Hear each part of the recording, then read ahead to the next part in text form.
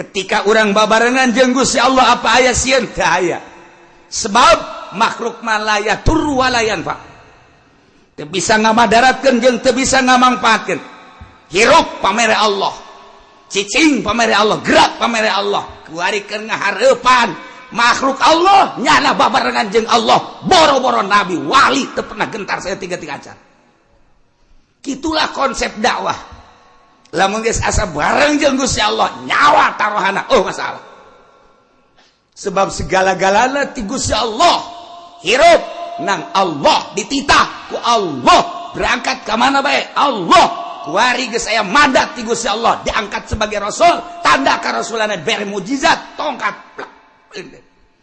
raja lain neuleukeun Kangjeng Nabi Syuaib neuleukeun tungked maksudna bisi ngamuk teh tungked nu mantep eta urang lamun neuleuk kiai baheula habib baheula urang sieun baheula mah kiai marake tungked habib marake tungked urang teh sieun kuari mah habib marawa HP kiai showroom HP Ipu Doli boga 5 HP-na geus puguh tukang karung mah teh geus teu kudu dicaritakeun HP teh aya nu khususon ilaruhi eta kan tungked baheula nu mantap eta Jumat teh Jumat khotib lamun make tungked urang sieun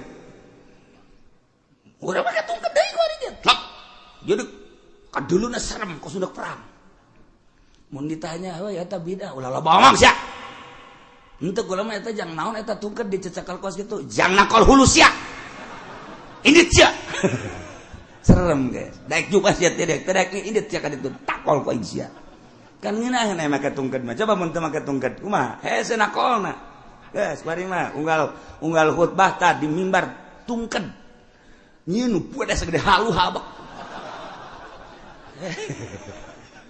lamun ditanya pan ieu kuring ngadadak ya barang dongeng Kangjeng Nabi Syuaib ternyata Kangjeng Nabi Syuaib mematungkeun wae itu mah tungked ti Gusti Allah ieu ge sarua bae tangkal emang sanu bisa nyieun tangkal ti Gusti Allah ieu mah ngan melalui tukang bas ieu mah sarerem Kangjeng Nabi ge make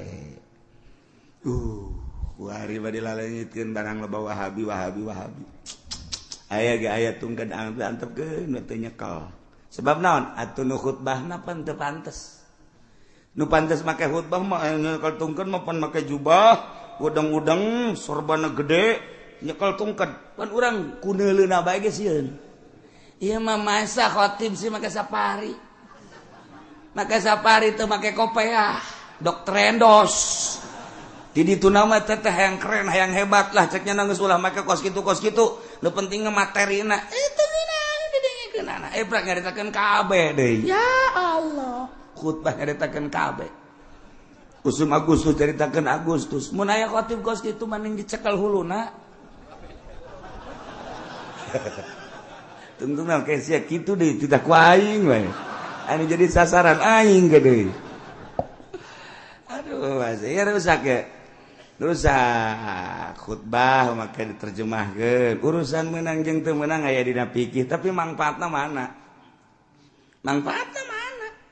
apakah nu diterjemahkeun ku ditambah takwa aja henteu malah acak-acakan jadi cek ulama ketika manfaatna tu ulah okos urang nikah aja maca taklek eta teh lan apa mane ulah dibaca tuh aya manfaatna mah jawaya urusanna maka ditu make duit-duit keneh mun kitu mah haju eta aya mangpaatna beres gimana geus bantak ulama lamun nikahkeun geus ulah dibaca geus macanan ke bae di kamar duaan nya bae lelendehan habak moal anggeus ieu nya dimaca di kamar moal paling geus sabari sajitoel ku pamajikanna geus beres okos ngurutan diurutan ku pamajikan jadi lok anggeus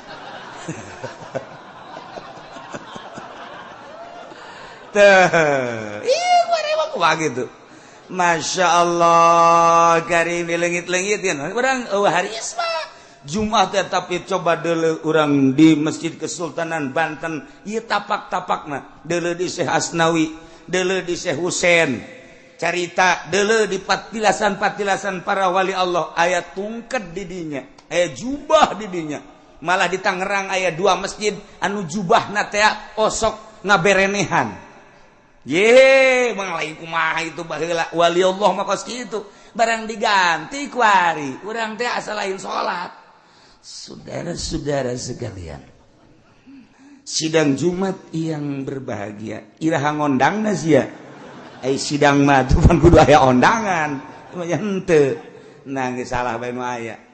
Geus dianggap sidang atuh ikos kitu. Ka ditu aduh asa ciletrak ieu pagawean. Nyata teh NU kababawa, NU mah utuh sebenarnya mah kababawa ku Muhammadiyah. Milu. Padahal mah tahu Muhammadiyah nu ngayakeun lamun NU na utuh teu kudu. Lamun sababna manfaatna aya eueuh nu diterjemahkeun kemudian aju ningkat ibadahna jauh. Ya Allah. Jeung khutbah eta mah kan lain khutbah ceramah, tah mah khutbah gaganti salat. Salah bae sia teu sah Jumaahna. Eta mah khutbah, salat zuhur 4 rakaat, 2 rakaatkeun Jumaah, nu 2 rakaat deui khutbah. Jadi khutbah eta teh mah sambarangan. Eta teh gaganti 2 rakaat anu salat zuhur. Ku ari mah kiaina yang dibayar di khutbahna. Masya Allah di Lampung teh baheula teh kos kitu. Kuari Katalaga, Bloon, Kacikupa, Kabojong, Ondo jasa. Masa khutbah dibayar? Tete sholat. Jadi cenah pugu kiaina, maningan dirante. Itu sholat dibayar, khutbah teh sholat, masa dibayar sih? Cenah azan ge lain deui khutbah jeung azan, beda. Azan mah meunang dibayar, khutbah mah ulah. Yeay, geus cenah tuh aing mah jadi muadzin mah terus ya. Sas adzan balik geus. Hayang duit doang burung. Masyaallah, geus ulah make pembayaran coba budayakeun di urang ikhlaskeun abeh mantep rarasaan urang ibadah. Geus aya kiai nu hayang dibayar maca khutbahna, geus ulah dipake mantak naon.